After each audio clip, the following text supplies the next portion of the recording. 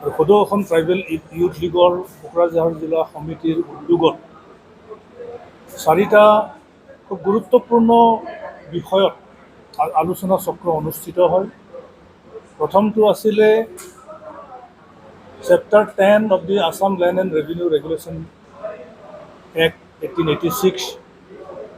দ্বিতীয়টো আছিলে the schedule caste and schedule tribes prevention of atrocities act 1989।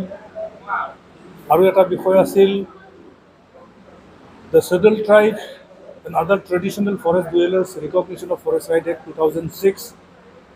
আৰু শেষৰটো বিষয় আছিল the Assam SCs and STs reservation of vacancies in services and post act 1978।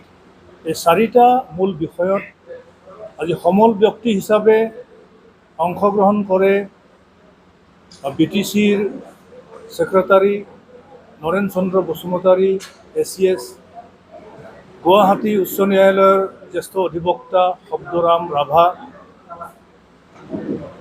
ভূমি বিষয়ত অংশগ্ৰহণ কৰে গুৱাহাটী বাৰ এছ'চিয়েশ্যনৰ অধিবক্তা সত্য বসুমতাৰী। আৰু ৰিজাৰ্ভেশ্যন পলিচি সম্পৰ্কত মই ব্যক্তিগতভাৱে এই টপিকত অংশগ্ৰহণ কৰোঁ। আৰু আজি খুব BTRৰ 10টা ট্ৰাইবেল সংঘৰ ইউনিটৰ আৰু ট্ৰাইবেল ইউথ লীগৰ 10টা ইউনিটৰ প্ৰতিনিধিৰ উপস্থিতিত এই 4টা গুৰুত্বপূৰ্ণ বিষয়ত আলোচনা চক্ৰ অনুষ্ঠিত হৈ যায়। বিশেষকৈ ভূমি ৰক্ষণাবেক্ষণৰ বিষয়টোৱে বেছি অগ্ৰাধিকাৰ পাইছে আজি আলোচনা চক্ৰত, কাৰণ চেপ্টাৰ 10 প্ৰপাৰলি ইমপ্লিমেণ্ট হোৱা নাই, BTR অঞ্চলতো হোৱা নাই, BTRৰ বাহিৰতো হোৱা নাই, যাৰ কাৰণে ট্ৰাইবেল বেল্ট ব্লকবিলাক আজিৰ তাৰিখত প্ৰটেক্টেড নহয়। নন প্ৰটেক্টেড ক্লাছ অফ পিপুলৰ ইয়াতে ব্যাপক হাৰত অধিগ্ৰহণ হৈছে, এনক্ৰচমেণ্ট হৈছে, ইলিগেল ইণ্ডাষ্ট্ৰীবিলাক গঢ়ি উঠিছে। প্ৰশাসনে এটা ট্ৰান্সফাৰ্ড ছাবজেক্ট হিচাপে ট্ৰাইবেল বেল্ট ব্লকত সংঘটিত হোৱা এনক্ৰচমেণ্টবিলাক উচ্ছেদ কৰিবলৈ আজি আলোচনা চক্ৰত সমল ব্যক্তিসকলৰ বক্তব্যত প্ৰকাশ পাইছে।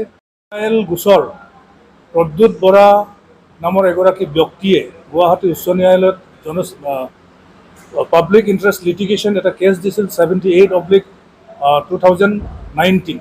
এই কেছটোত মাননীয় উচ্চ ন্যায়ালয়ে অসমৰ য'ত য'ত যিবিলাক জিলাত ট্ৰাইবেল বেল্ট ব্লক আছে তাৰ ডেপুটি কমিশ্যনাৰসকলক শীঘ্ৰে এই বেদখল মুক্ত কৰিবৰ কাৰণে ইনিচিয়েটিভ ল'বলৈ বা কাৰ্যব্যৱস্থা গ্ৰহণ কৰিবৰ কাৰণে নিৰ্দেশনা দিছে। কিন্তু এই নিৰ্দেশনাটোক কোনো ডিচিয়ে আজিলৈকে পালন কৰা নাই আৰু ষ্টেট গভৰ্ণমেণ্টেও কোনো ধৰণৰ সিদ্ধান্ত গ্ৰহণ কৰা নাই। গতিকে আজি আলোচনা চক্ৰত সমল ব্যক্তিসকলে গভৰ্ণমেণ্টক, যিহেতু তেওঁলোকে প্ৰত্যেক সপ্তাহতে একোটা ডিচিশ্যন লয়, কেবিনেট ডিচিশ্যন, যে ট্ৰাইবেলৰ লেণ্ড প্ৰটেকশ্যনৰ কাৰণে ট্ৰাইবেল বেল্ট ব্লকত হোৱা অবৈধ বেদখল মুক্ত কৰাৰ কাৰণে এভিকশ্যন কৰিবৰ কাৰণে এটা কেবিনেট ডিচিশ্যন ল'বৰ কাৰণেও সমল ব্যক্তিসকলে আহ্বান জনাইছে। আৰু এইটো আজি আলোচনা চক্ৰৰ দাবী।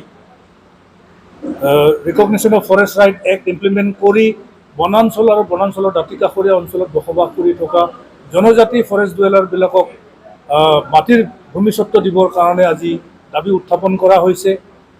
ৰিজাৰ্ভেশ্যন পলিচিৰ প্ৰপাৰ ইমপ্লিমেণ্ট হোৱা নাই। ৰিজাৰ্ভেশ্যন পলিচি ইমপ্লিমেণ্ট কৰিবৰ কাৰণে যি OM আছে, OMখন আজিলৈকে মডিফাই নহ'ল।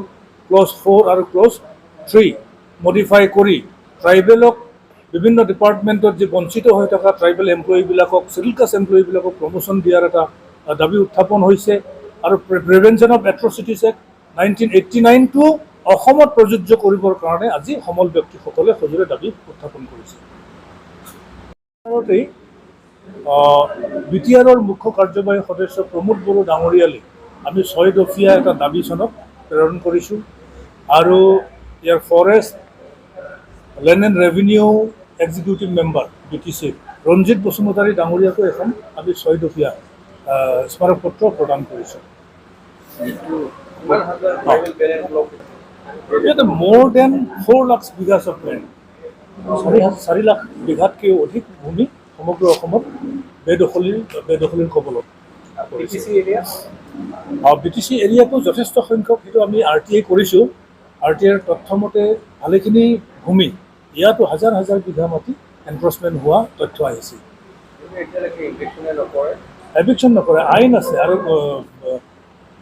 হাইকোৰ্টেও নিৰ্দেশনা দিছে এনক্ৰচমেণ্ট এইটো ইজেক্ট কৰিব লাগে, এভিক্ট কৰিব লাগে বুলি খুব এটা লেণ্ডমাৰ্ক জাজমেণ্ট হাইকোৰ্টে দিছে প্ৰদ্যুৎ বৰাৰ গোচৰটো।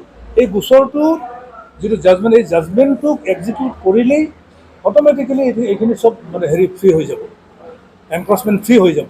আৰু সেইটো কৰিবৰ কাৰণে আমি BTR গভমেণ্টক আমি সজোৰে দাবী উত্থাপন কৰিছোঁ। আজি এই ছেমিনাৰৰ জৰিয়তে আমি প্ৰমোদ বড়ো ডাঙৰীয়াক আমি আহ্বান জনাইছোঁ যে শীঘ্ৰে এটা জেনেৰেল কাউন্সিল অনুষ্ঠিত কৰি তাত এটা সিদ্ধান্ত গ্ৰহণ কৰিব লাগে। আৰু এইটো যিহেতু ট্ৰান্সফাৰ্ড ছাবজেক্ট, BTRত ষ্টেট গভমেণ্টে অলৰেডি ছাবজেক্টটো ট্ৰান্সফাৰ কৰিছে, লেণ্ড এণ্ড ৰেভিনিউ এতিয়া BTRৰ বিষয়। গতিকে তেওঁলোকে হাইকোৰ্টৰ এই নিৰ্দেশনাটো ফ'ল' কৰি ইমিডিয়েটলি এই এনক্ৰচমেণ্ট মুক্ত মানে কৰিব লাগে, উচ্ছেদ কৰিব লাগে। সজোৰে দাবী উত্থাপন কৰিছোঁ যে এইটো সাহস গোটাওক।